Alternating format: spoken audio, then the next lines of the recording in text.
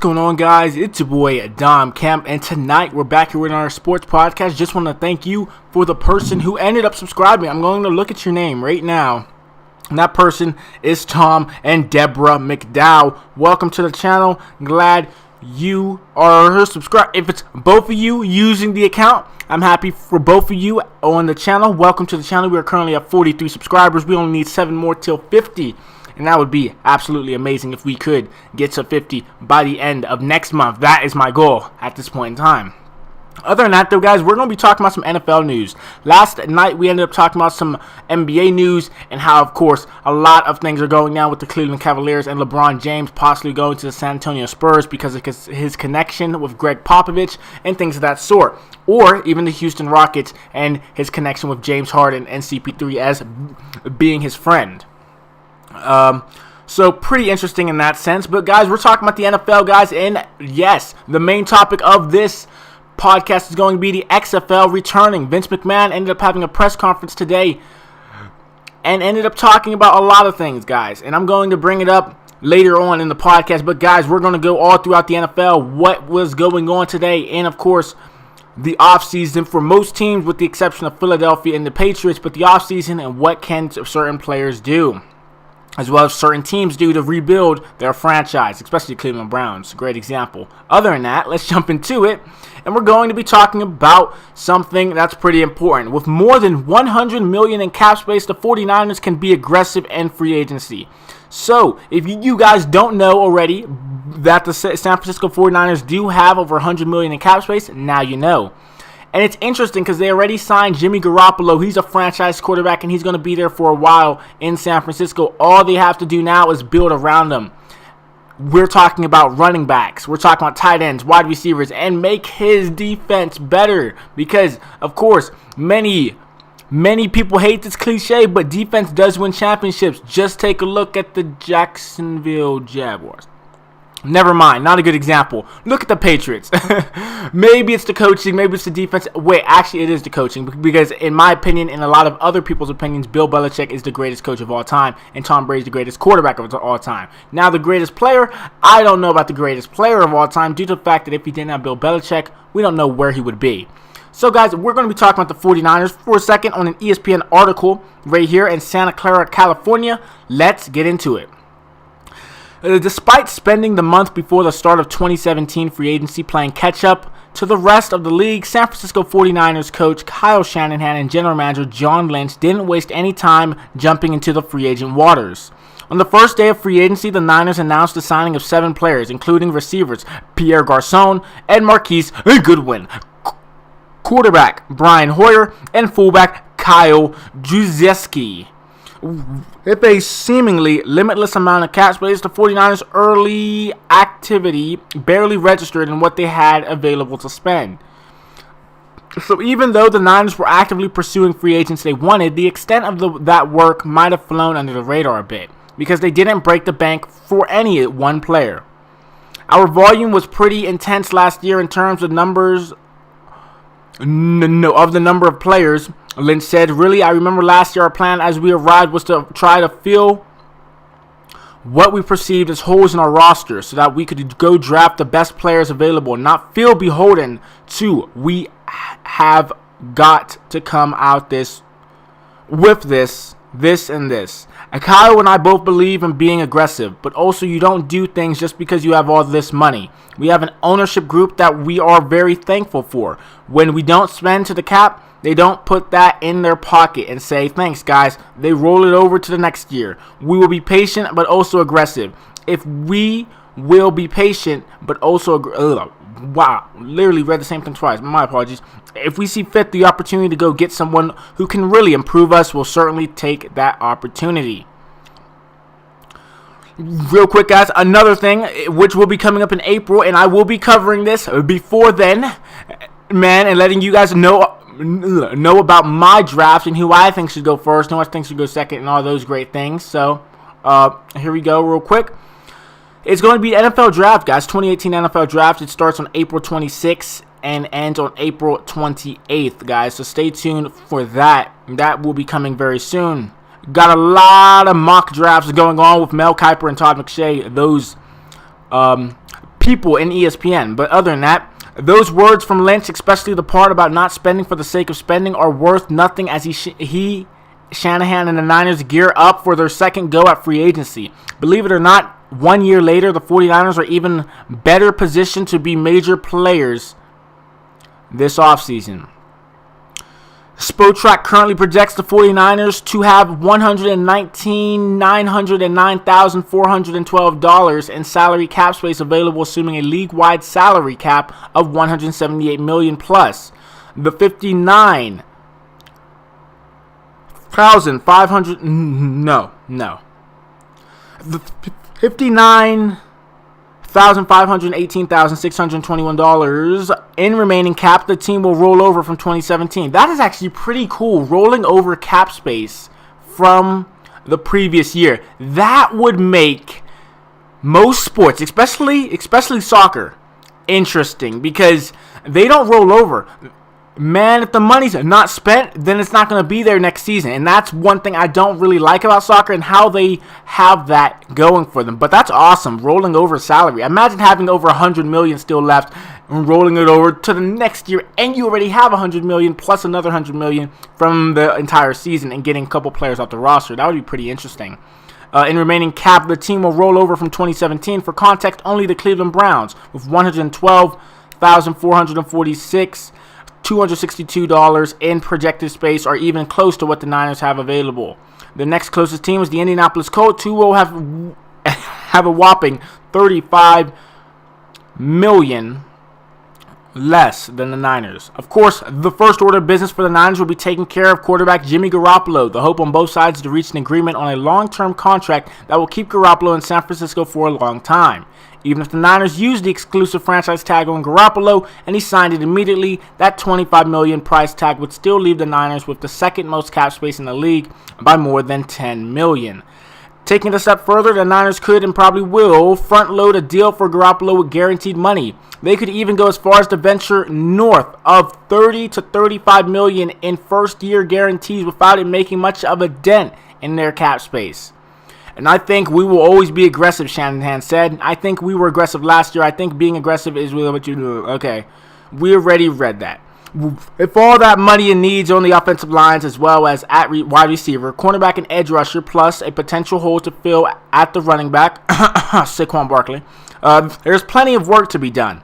The Niners also have some of their own free agents such as running back Carlos Hyde, safety Eric Reed, center Daniel Kilgore, and others that they will consider bringing back. Exactly what the Niners can do on the open market will depend greatly on which players even come available. Enticing players such as Jacksonville wide receiver Allen Robinson or Dallas defensive end DeMarcus Lawrence could end up with franchise tags and never get to test the open market.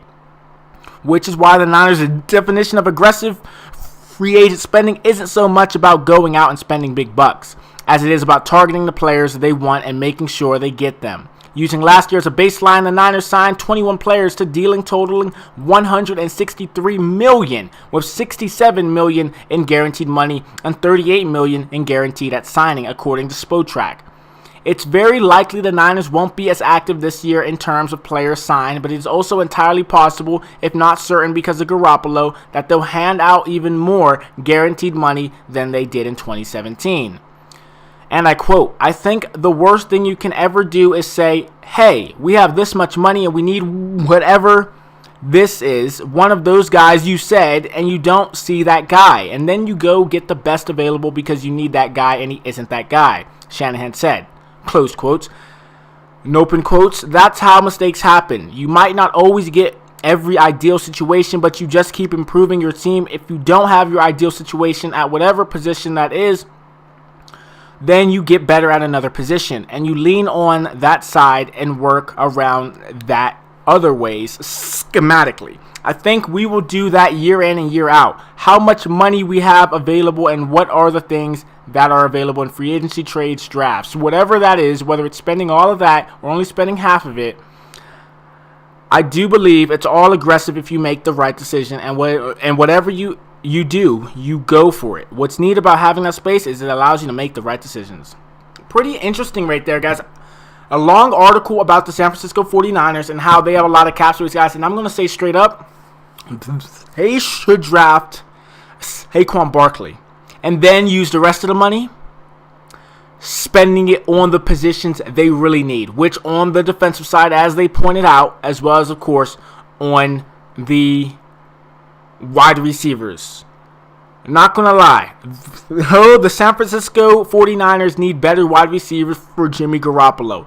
He showed out last season. He played fantastically last season. He's still undefeated as a starter, which is kind of crazy to think about, as in Jimmy G. So I have to give him credit. He definitely deserves to still be undefeated because he's carrying, literally, he carried the San Francisco 49ers to a better record. I believe their final record was either maybe 6-10, I'm guessing. Maybe it was 6-10. I'm not quite sure, though. Please do not quote me on that. But, guys, pretty interesting in all that cap space that the 49ers have. That was only the first article right there, guys. So, next article is moving on to Richie Incognito from the Miami Dolphins, I think. No, he used to play for the Miami Dolphins, but now for the Buffalo Bills.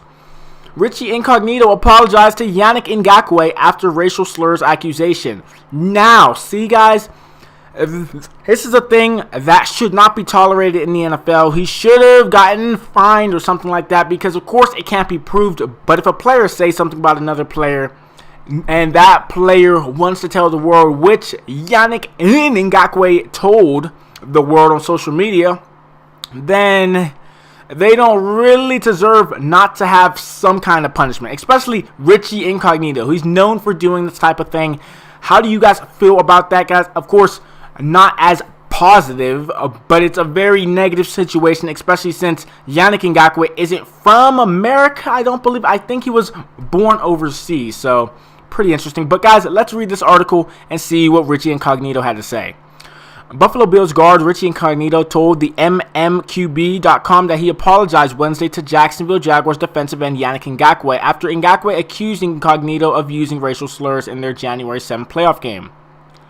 I saw him in the my apologies, and I quote, I saw him in the locker room at the Pro Bowl, went up to him and said, good to finally meet you. I apologize for my part in this, and I said, I hope we can get a drink here, and I can get to know you better. And Incognito said in a story published Thursday evening, he was cool. He shook hands and hugged it out. Man, Ngakoue told ESPN on Wednesday that he and Incognito spoke at the Pro Bowl about the incident. Ngakoue declined further comment on Thursday after Pro Bowl practice. And Incognito did not discuss with ESPN or the MMQB.com what he said to Ngakoue during the Jaguars' 10-3 wildcard playoff win over the Bills. An NFL spokesman told ESPN this week the league continues to review the matter. How is the league going to continue to review the matter? If somebody says something about somebody, then I guess you have to believe it because neither of them were mic'd up. So it's pretty interesting in that sense that literally the NFL is still doing an investigation on this, and even though they made it, and it's hilarious because he said, man, no, I didn't say anything, but then he saw him in the locker room at the Pro Bowl practice. He saw him in the locker room at the Pro Bowl practice and said straight up, I'm sorry for what I said. So you did say something. Stop lying. Stop lying. He's known for this type of stuff as well. It really irritates me in that sense. Like, man, what are you doing? What are you doing, dude? But I'm happy he finally apologized after literally 20... How many days? Let's see. January 7th it happened. So after 18 days? Wow, dude. Okay, great job. But other than that, moving on. NIMBY, Patriots Gallery, now Eagles Gallery. No idea what this is, but we're going to talk about it. The Philly Museum changed its name of Patriots Gallery to Eagles Gallery. Oh, that's right. Patriots, and as in founding fathers and stuff like that. That's interesting right there. Okay, here we go. Philadelphia. A Philadelphia museum dedicated to America's revolutionary patriots, there you go, is temporarily renaming its biggest gallery in honor of the city's Super Bowl-bound football team. The Museum of the American Revolution on Thursday rechristened its Patriots Gallery as the Eagles Gallery. The new name will stay through Super Bowl Sunday when the Eagles face the New England Patriots. That's crazy. Literally on Twitter. You can find this on Twitter. PennLive.com. Museum of the American Revolution renames Patriots Gallery after the Eagles. It literally crosses out the word Patriots and then puts the logo of the Eagle and then the name of the Eagles. That's awesome. Museum president Michael Quinn said the Super Bowl is a fitting analogy for Philadelphia because the city was the birthplace of the revolt that pitted underdog colonists against the divided British Army in the American Revolution. Now, 242 years later, Quinn said Philadelphia is again the underdog. The Super Bowl is February 4th, if you didn't already know that. But other than that, moving on. Pretty interesting right there, guys. Have to give the museum credit just for the Super Bowl. They're changing the name, but they're going to change it back, of course, after that. Pretty interesting. Have to give them credit there. That really takes a lot of guts. Moving on. Oh, it's about the NFL and them denying an allegation made in a sexual assault civil lawsuit. An NFL denies allegations made in sexual harassment civil lawsuit. Okay, now I haven't heard about this, but I think I read about it. Okay, here we go. The NFL has responded to a civil lawsuit alleging sexual misconduct by employees of the NFL Network. Oh, that's right. Donovan McNabb was accused of this. Ryan Clark, I think, was accused of this. And there's somebody else here. Employees of the NFL Network saying that the woman who made the allegations approved, consented to, authorized, and or ratified the behavior through her conduct. NFL Enterprises, in a January 18 filing, denied all of the allegations of sexual harassment, said the woman took too long to file the suit and did not pursue proper remedies before filing the suit. Jamie Cantor, who worked as a wardrobe stylist as NFL Network, filed the suit in October with an amendment on December 11th. She described several sexual inappropriate encounters with 6 retired players and 2 executives who have worked for the network. Cantor worked at NFL Network for a decade until she was fired in October 2016. In the suit, she alleges age and sex discrimination, sexual harassment, wrongful termination, and defamation. The NFL identified the players as Marshall Faulk and Mike Taylor, Heath Evans, Donovan McNabb, Eric Davis, and Warren Sapp. My apologies, not Ryan Clark. Mike Taylor was the one I was thinking about. My apologies, guys. First and foremost. Okay, here it is. Okay, have been. Oh yeah. Man, Folk, Taylor, and Evans have been suspended from NFL Network pending an investigation. Sapp no longer works for the NFL Network. McNabb and Davis had left NFL Network and were working for ESPN Radio when the suit was filed. They were taken off the air December 12th pending an internal investigation and dismissed by ESPN on January 6th. That's right. I was listening to the McNabb and Custer show, and that's probably no more now. Wow, that's actually pretty crazy to think about. Donovan McNabb. I think he has a wife and a family. What are you doing, bro? Brother, come on, man. Oh, that's terrible. That's terrible to think about, man. Really. He literally ruined his broadcasting. NFL Network executive Eric Weinberger and former NFL Network employee Mark Watts also are named in Cantor's lawsuit. Cantor said in the suit that Folk fondled and groped her and asked deeply personal and invasive questions about her sex life. Cantor said she received inappropriate and sexual and explicit text from Weinberg, McNabb, Taylor, and Evans. And I quote, "It was a severe, pervasive, sexual charged work environment," Cantor's attorney, Lauren Horton, said in December. And I quote, "There was a lot of stuff going on. The text and the video and the photographs, I've got them. It's not like he said, she said sort of thing. I've got documentary evidence." In its defense motion, the NFL said that the alleged conduct was not severe enough or pervasive enough to constitute a violation of California Fair Employment and Housing Act. Pretty interesting. But I do believe her. There are a lot of men who do not understand that some women want to just be left alone and stop trying to pursue them when they say no the first time. Trust me, guys. I haven't been on this planet long enough to realize that, but I've realized it now. Yes, I'm only 18, but the thing is, lots of things are going around. The Me Too woman. My apologies. The Me Too movement and things of that sort on Twitter. Sharing their stories. Lots of sexual misconduct in the world. Men just not understanding how to control themselves. That's a problem in our society, and it needs to be fixed. But it can only be fixed if actions are taken. So there you go there. That's all I got to say on that topic. How do you guys feel about that topic? Down below. Moving on. Oh, yeah, that is right. I literally forgot that LeGarrette Blount used to play for the Patriots, and now he's on the Eagles. So LeGarrette Blount in, and I quote, enemy mode versus Pats until after the Super Bowl. Interesting.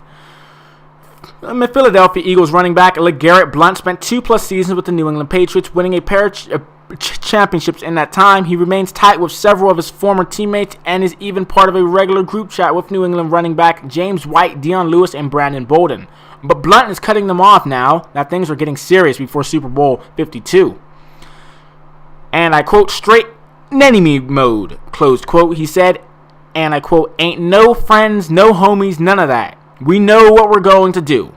They know what they're going to do. We've got the same goal in mind. It ain't no hard feelings. It's just what it is. Blount enjoyed a career year with Patriots in 2016, setting career highs in carries, 299 yards, 1,161, and touchdowns, 18. He was in no mood to reminisce, however, after Thursday's padded practice. And I quote, I don't play for the Patriots anymore. I don't watch the Patriots. I don't care about the Patriots. Closed quote. He said, and open quote, I focus on what we need to do to put us in the best position to win this game. I had a great time there last year, but last year is last year. Close quote. Blount said he might have jumped into the group chat once or twice since the NFC Championship game, but that there were no congratulations offered on either side. He has since shut those texts down. And I quote, we ain't got nothing to talk about. Ain't nothing for us to talk about. Ain't nothing for us to discuss. Close quote, he said. Open quote, they play for that team. I play for my team. Oh, defensive end Chris Long has history with the Patriots too, as part of the Super Bowl winning New England squad last season, but he's quite adept at turning the emotion faucet off when it comes to game time. And I quote, open quote, I've played my brother before, so I'm not worried about playing former teammates. Close quote, Long said, referencing Kyle Long, a guard for the Chicago Bears. And I quote, they have the same objective we have. They are a great football team. We are a great football team. When the whistle blows, you are not buddies anymore. Blount said that he was in enemy mode multiple times during the interview and at one point responded no emotions when asked about New England. It was pointed out to him that his mindset very much aligned with the Patriots' way, in that both Blount and Coach Bill Belichick's Patriots try to operate without emotion and make the team they are playing a faceless opponent. Staying in character, Blount responded, and I quote, who is they? I don't know who they are. Wow, man. He sounds so... Not even going to say it. He's a brother of mine. But other than that, moving on, we are scratching it all the way down. This time, we're going on to this. Ravens kicker Justin Tucker wins NFL talent show by singing opera. Justin Tucker is more than just the most accurate kicker in NFL history. The Baltimore's kicker is also the most talented player off the field. Showing off his opera skills by singing Ave Maria, Tucker was the winner of the most valuable performer, an NFL talent show televised on CBS on Thursday night. He beat out finalists Carolina Panthers running back Jonathan Stewart, played piano, and Cleveland Browns guard Kevin Zeitler dog tricks. And I quote, this is amazing, close quote, Tucker said, and open quote, what an incredible opportunity, such a blast. Tucker, who earned a music degree at the University of Texas, will give his $50,000 prize money to the Baltimore School for the Arts. And I quote, hopefully we are going to keep encouraging Baltimore's youth to stay involved in music, dance, and all of the fine arts, he said. In what was his fourth live performance, Tucker wowed the judges in his first such talent show involving NFL players. And I quote, that's what we call pitch perfect, said Catherine McPhee, a singer and actress. The other players who participated were Ravens defensive tackle Brandon Williams singing and running back Alex Collins Irish dancing, and Broncos defensive tackle Jamata Peko guitar and singing. Tucker, who has sung previously at Christmas concerts, was the star of the show. I expected to be impressed tonight, said wide receiver Brandon Marshall, who was also a judge, but I was not expecting to be moved. This was emotional. And last but not least, what you guys have been waiting for over 24 minutes, we are going on to Vince McMahon's XFL League, bringing it back, hashtag XFL 2020. Let's jump into it. WWE founder and chairman Vince McMahon announced Thursday he is giving a professional football league another go. It will be called the XFL, the same name of the league McMahon and NBC tried for one season in 2001. But it won't rely on flashy cheerleaders and antics as its predecessor did, he said. This is what the XFL is going to be featuring, guys. It's going to have 8 teams to start, 40-man rosters, a 10-game season beginning in January, and a 2-hour game time goal. Any player with a criminal record precluded from playing. Players won't receive forum to take personal stance as social issues on the playing field. Interesting. McMahon said he is the sole funding source for the league, which is slated to begin in January of 2020. Its first season will have 8 teams around the country playing a 10-week schedule. The initial outlay of money is expected to be around $100 million, the same amount of WWE stock McMahon sold last month and funneled into Alpha Entertainment, the company he founded for the project. And I quote, "I wanted to do this since the day we stopped the other one," McMahon told ESPN in an exclusive interview. And I quote, "A chance to do it with no partners, strictly funded by me, which would allow me to look in the mirror and say, you were the one who screwed this up, or you made this thing a success." And McMahon told reporters on Thursday afternoon that he had no initial talks with media entities. One mark of the new league, McMahon said, will be faster games. The ideal running time, he said, would be 2 hours. As for the timing of the announcement, 2 years before the league's debut, many might point to McMahon's relationship with President Donald Trump, who this fall criticized the NFL for allowing players to kneel and sit during the national anthem. McMahon said players in this league will not be given the forum to take a personal stance while on the playing field. McMahon's wife, Linda, heads the Small Business Administration in Trump's cabinet. And I quote, "People don't want social and political issues coming into play when they are trying to be entertained," McMahon said, which I agree with him on that part. But guys, I will give you my full opinion at the end of this article. McMahon said, and I quote, "We want someone who wants to take a knee to do their version of that on their personal time." Despite his relationship with President Trump, McMahon told reporters he had no idea whether President Trump will support this. And McMahon said being the only owner of all the teams will allow him to do whatever he wants. "I can say here are the rules, and as long as you are playing football in the stadium for us, you follow these rules."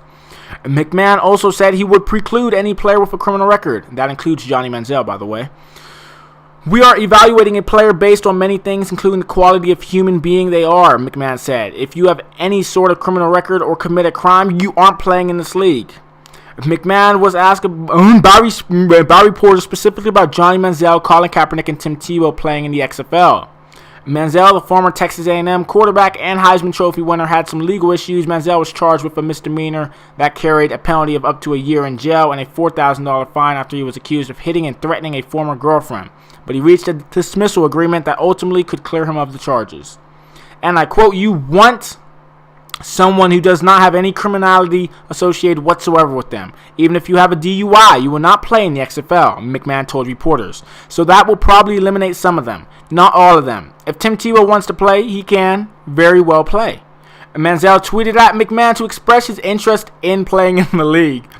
Hashtag XFL 2020 at Vince McMahon. Johnny Manziel ended up tweeting at Vince McMahon. One of the main problems with the ill-fated previous XFL was the timing. The first games were played a year after the concept was announced, adding an additional year McMahon said will allow for a better product. The teams will be formed in 2019. And I quote, "It's extremely important that we have time to get together and get them practicing so we can have a quality product," McMahon said. One of the reasons McMahon thinks he will be able to succeed 19 years after the league first failed, and because he said television ratings no longer dictate success. And I quote, "To me, the landscape has changed in so many different ways," McMahon said. "Just look at technologies and companies like Facebook and Amazon bidding for sports rights. Even if ratings go down, there's no denying that live sports rights continue to be valuable and continue to deliver. One of the ways McMahon envisions enticing major media partners is to offer them something that the NFL hasn't: more creative feeds of the same game. And I quote, "I don't think people want to see the same thing when they're streaming as they see on television." McMahon said, "That's boring. I think fans want it shot in a totally different way, and I think there's an immersive opportunity that's more interactive to the game." McMahon said seeing the NFL's troubles, which include a second consecutive year of declining ratings, didn't have to do with the timing of his announcement. Well, I'm going to stop the article right there, guys, okay? You already know Vince McMahon had planned this out. He looks at the NFL and says, there are players kneeling. There are players protesting. What is going on in the NFL? What has happened to football? There are concussions. There are problems in the NFL. There's possibly a CTE after football. Things that sort of people dying from playing in the NFL, having brain trauma. What is this?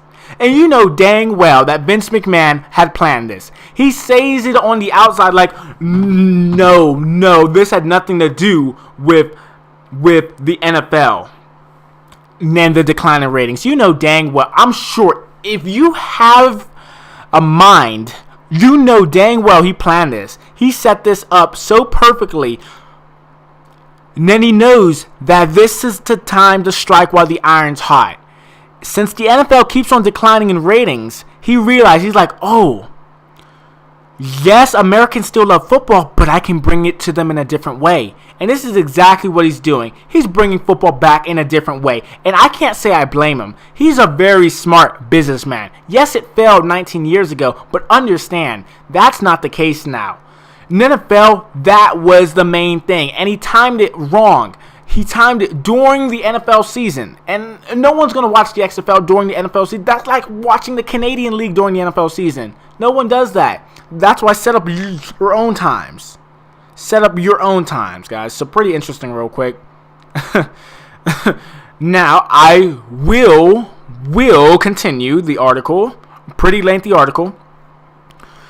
The start of this league has nothing to do with the NFL troubles, McMahon said. What has happened there is their business, and I'm not going to knock those guys, but I am going to learn from their mistakes as anyone would if they were tasked with reimaging a new football league. Boom, right there. He said it in a nice way, but he did not say like, yes, this is exactly why. No. See, Vince McMahon's a businessman, and people have to understand that he knows what he's doing. Yes, his project failed the first time, but now he's learned from his mistakes, and I believe that the XFL is going to be pretty successful, especially since people are longing for football February all the way to August. Understand that college football season, it doesn't start till August. So that's why people are longing for football, and I can't say I blame them. Trust me, I'm a football fan, more so a college football fan than a professional football fan, but I'm definitely going to be watching the next XFL. Even my mother said, really, Don, they're bringing back the XFL? I said, yes, they are. Boom. Said she's going to watch it. Crazy to think about. But I digress. I apologize, sorry. NFL spokesman Brian McCarthy told ESPN that the league will have no comment on McMahon's upstart league. Over the next couple months, the XFL will announce the 8 cities expected to be large and medium-sized markets where the teams will play. Team names will follow. Every city is on our radar, McMahon told reporters. Then will come selection of players for the 40-man rosters. Salaries will be determined, but McMahon said players will make more money for winning. Oh, now that is motivating. See? So you can't say it's scripted. Oh, my goodness. Hold up. He just brought this up. This is something I didn't read earlier. Man, let me read that again. Guys. Here. Salaries will be determined, but McMahon said players will make more money for winning. So this is like high school sports, with the exception of high schoolers making money. Wow, but it's the same concept. No rigging in that. Rigging in college, rigging in the pros, but not in youth sports. That's interesting.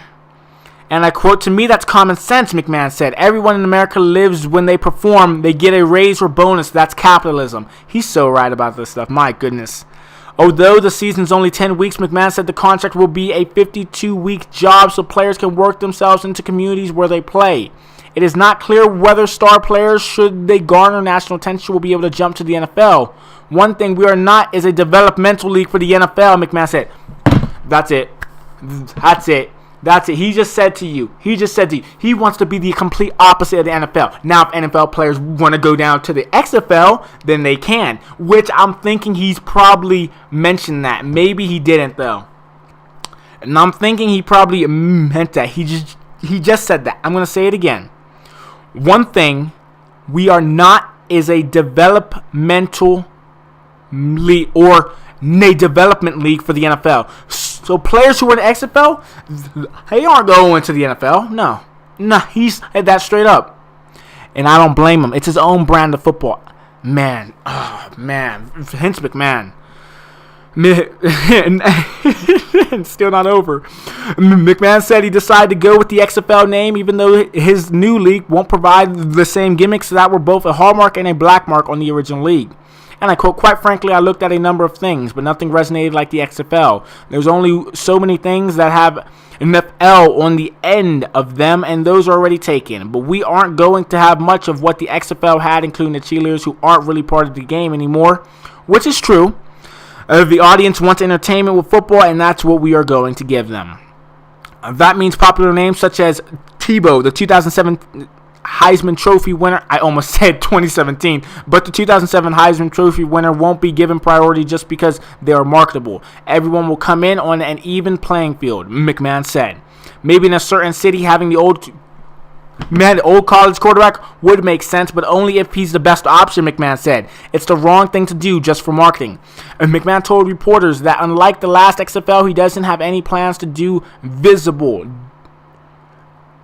He doesn't have any plans to be visible during the league's games or with the league's content. Similarly, McMahon said that there will be no crossover with the league and WWE talent. Wow. So, guys, a pretty long article there. If you guys want to read the article yourself and go into more detail and write some things down, it is on ESPN, the app, as well as on ESPN.com in the NFL section, so stay tuned for that. But other than that, guys, have to give credit to Vince McMahon. He definitely has a product. And now for my opinion on the product. Man, I'll say this. Vince McMahon, he knows what he's doing. He's a businessman. By the way, he is the founder of the WWE, and everybody knows how that is. It's globalized, practically. It's literally the wrestling version of soccer. It's globalized. It's everywhere. So I have to give Vince McMahon credit on that. But, of course, he failed in the past with the XFL, but that was because of a number of things. But, guys, he's striking while the iron's hot. Listen to me. He's striking while the iron's hot. He realized that the NFL has declined. Because he didn't bring this up 5 years ago or anything like that. He brought it up now because he realized, oh, that's right. So many people are complaining about the brand of football and how it's softer than it used to be back in the day when players like Ray Lewis and Troy Polamalu and Hines Ward played. Man, I'm excited. I'm very excited, guys. How do you guys feel down below about the XFL? And if you are old enough, did you get to see some of the games back in 2001 when they had that one season? Let me know in the comment section down below, and I'll be sure to respond to your comments. Once again, though, thank you for the new subscriber. Once again, I need to check that person out. They ended up subscribing to the channel, so I have to give them credit. Much appreciated.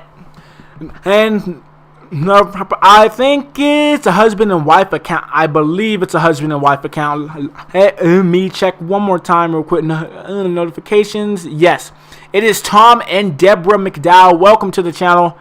I'm glad you made it. They did comment, though, on one of my